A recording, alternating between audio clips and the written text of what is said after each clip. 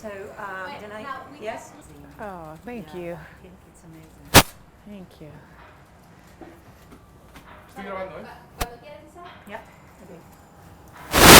Oh, gorgeous. So, Michonne was a very much anticipated character. She was news even before she appeared on screen. Right. And because she is a very popular character from the comic books. Yes. So, did you feel pressured before, going into it?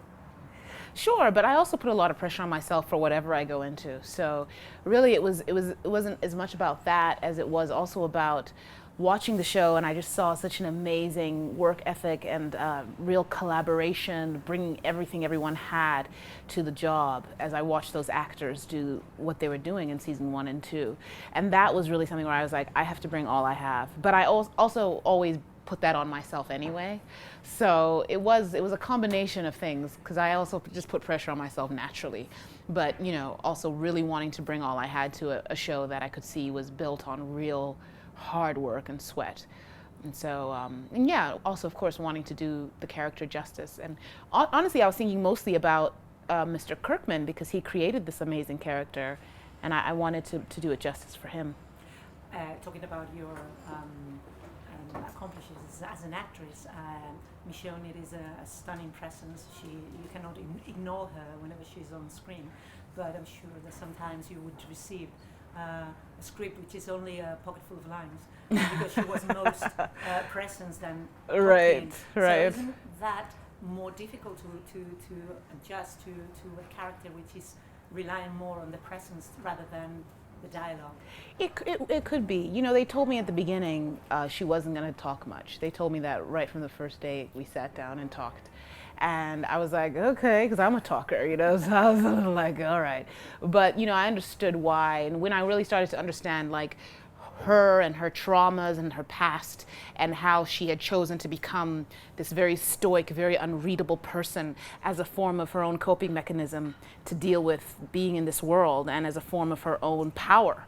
If you don't know what's going on with me, how can you affect me? How can you win over me? How can you be victorious over me, or get further than I can get on you? So once I understood her psychology, it got easier, because then you could just think her thoughts and see how she's trying to one-up somebody. But it was tricky, because it was very intense. She talks more now, but in the beginning, it was very, very intense to play a character that was that intense. She was so intense, and so that's part of what not talking was all this stuff underneath, and living in that all the time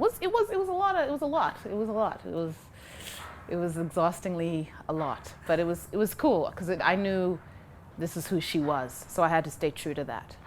And talking about the arc of the character, where she started and where she is now. Yeah. Somehow she's become softer because of the integration in the group. Right. And then, the beginning, the relationship with Andrea, and then lately with the getting closer to Carl. Yes. How have you, managed that evolution from that isolated character towards this one? Yeah, it's been great, and that's what's been really exciting, is to play a character in television. You get to play a character over so long, and so you get to actually open them up and unbreak them, so to speak, or break them and unbreak them. So it was actually really cool to start to have her find relationships and connections, even with different people. Like, she has a momentary connection even with Tyrese when he's going crazy, and she tells him, stop being stupid, and the whole connection she has with Daryl, and the conversations they have, and how they used to go out and look for the governor together, and the moments that she even has with Herschel before he they get taken by the governor. And they're just all these moments, that and then of course the stuff now with Carl and with Rick, that just really allows her to live in her true colors, in all her colors. And that's really been amazing. As an actor, I've really enjoyed that. And the series has had already 3 different showrunners. You've met at least 2 of them. You didn't get to work, I think, with No, I did not. That one in the hoodie by the end of the season 2 wasn't you already. No. But you've worked with Glenn Mazzara and Scott Gimple. And do you have to, adjust somehow at the beginning of every season, because the guy in charge is a different one every year? Well, I've only worked with two, as you said, and so for me, it hasn't been a major adjustment. Of course, I was already very close to Scott Gimple because Scott Gimple was a writer in the show. He was number 2 to Glenn, and Scott had actually been writing some of the the most awesome stuff for my character. He'd written episode 12, which is called Clear, which is the episode where Michonne goes out with Carl and Rick, and they meet Morgan in that little town. So I'd really had a really special connection already with the way Mr. Gimple had been writing my character. So the transition for me was, it didn't feel massive or strange because I'd already had a great working relationship with him. So the transition I didn't feel it so much. But you know, it is what, the great thing is that we transition from within, you know, so it's not a massive change. The series is a huge success. It's broken every record in basic cable TV, any other record in any other kind of broadcasting probably. Mm-hmm. And do you have the feeling of being part of something really, really big and with such an iconic character? It's amazing. I mean, it's really unbelievable when you realize that they are truly, truly very, very how do I say, passionate fans all over the world. You know, in the course of this last couple of weeks, I was in Mexico, I was in South Africa, and I've been here, and in every place there have been really, really passionate fans, and that's 3 different continents. So, and I know that there's a lot of passionate fans in Asia. I know that the boys went there over the break, Norman and Andy. And so it's kind of amazing. I never imagined it. I never imagined I'd be a part of something like this. I never imagined that I could, you know, be blessed with that. There are a lot of fans. It was already such a massive hit before I even joined it. And so I really feel like, you know, the kid who won the lottery, because I didn't, you know, these guys built it up themselves. And talking about iconic presences in TV, you played opposite Richard Jenkins in a wonderful film called The Visitor. Yes, yes.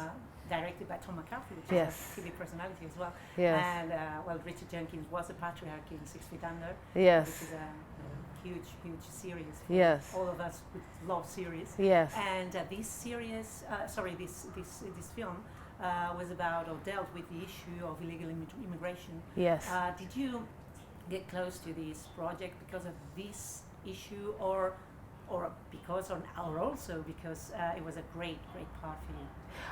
Both. You know, I'm originally Zimbabwean. I'm American born, but Zimbabwean raised, and with Zimbabwean family and parents. So the idea of that sort of a story, telling the story of those sort of people who are living in these countries that they really deeply need to be in, but slip out of status or never got fully into status, but are really just trying to make a better life for themselves and for their families.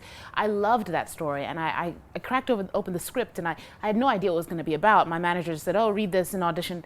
And I read it and I was like, this is amazing. This is like the best thing I've ever read. Like, I'd never imagined that a story like that would get to be told. So I adore those men that you mentioned. I still am very close to both of them. I'll see Tom McCarthy just when I get back to the States just now, and I'm very close also with Haz Slayman, who played my boyfriend in the film, and of course with Hiam Abbas, the amazing Hiam Abbas, who played his mother. We're all actually still very close.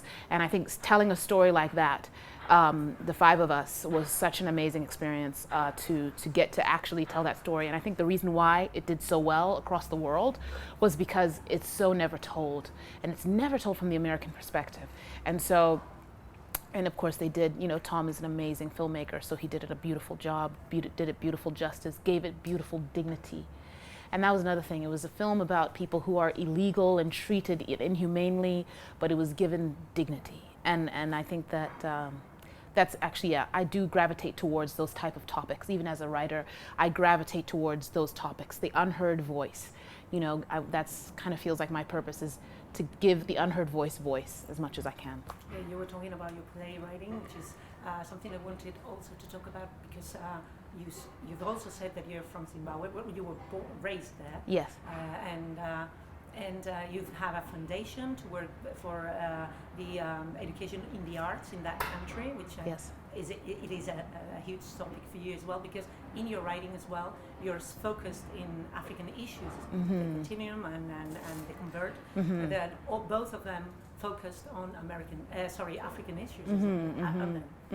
Yes, I mean, that is definitely what I feel my calling and focus is to tell the African story in a global way, and to make it accessible to the West and to the rest of the world, but to also make it very authentic to the African. And so that's always my focus and my goal in definitely the plays you mentioned, and it's in also my foundation or nonprofit, whichever word you want to use. It sort of is very focused on bringing access and facilitation to the African artist, because as we've seen with Lupita Ngogio just winning the Oscar, there are African girls and boys out there who have that type of talent. And the question is, are we going to give them access? Are we going to facilitate that talent or not? Are we going to tap that talent? And what other type of talent is there that we haven't given facilitation to in directors, in writers? So that's the complete focus of Almasi Collaborative Arts, is to give that sort of access. I was born in the United States, raised in Zimbabwe, went back to the United States and built my work. So for me, I have a strong burden on my heart to transfer what I have gotten access to back to Zimbabwe, back to Africa. So that's really the focus of Almasi, is bringing transference of skills and intercultural artistic collaboration so that the African has more access to their own gifts and to being able to share them with the world. And we hope, really, really hope, you never know in The Walking Dead, but that we are going to have Michonne for quite a while. Yeah, you never know. But what are your projects besides the Walking Dead?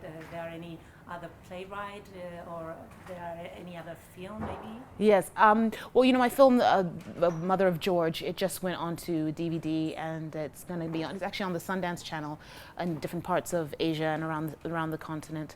But it's very much, the playwriting thing is very much the thing that's heavy on me right now. I have a new play called Familiar, which is about to go into production near the end of the year at the Yale Repertory Theater.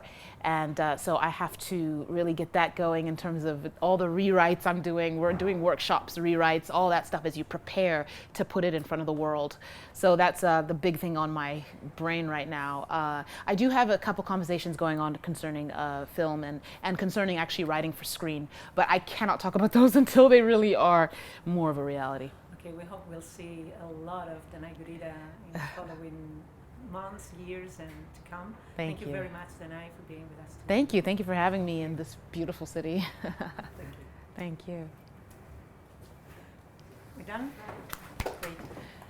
I really, really love The Visitor. I have to say, before I knew you, I was going to interview you. You know, it is a film that struck me especially. You know, it was really, really, because I'm a huge fan of not only Six Feet Under, but also The Wire. Yes. So I was really into the works of Tom McCarthy, yes. for his writing, and yes. even in the Disney film and all.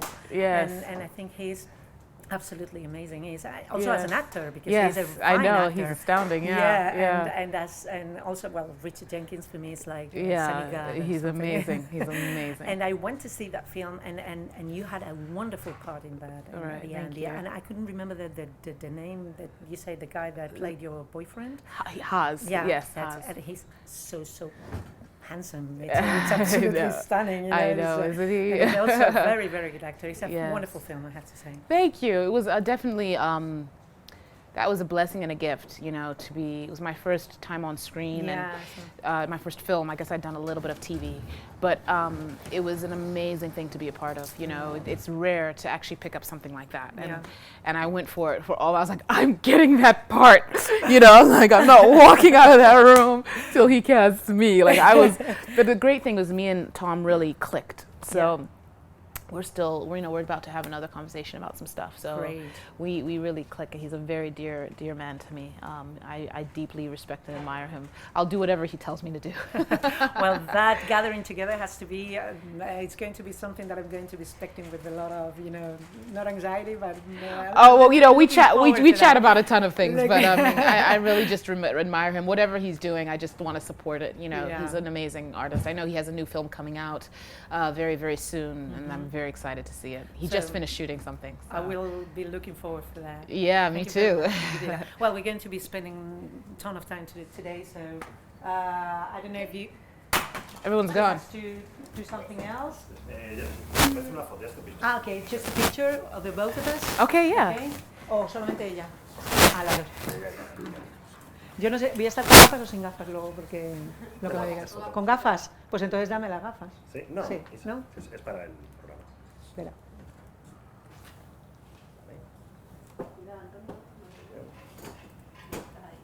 Okay, thank you. Thank you. Danai. I'll see you this afternoon. Okay. Well, this evening, I think. I don't know exactly the time. Yeah, I just go where I'm told. So I'll see you. I'll see you later. Later.